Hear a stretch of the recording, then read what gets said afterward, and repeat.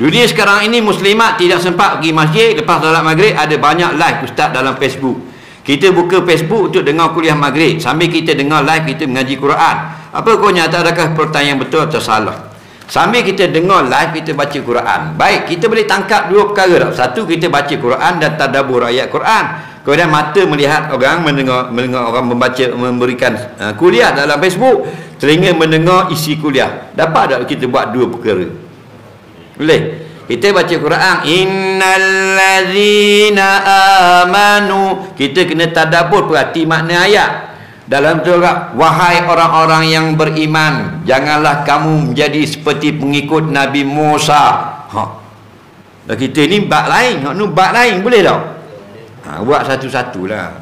Faham? Beri tumpuan. Nah.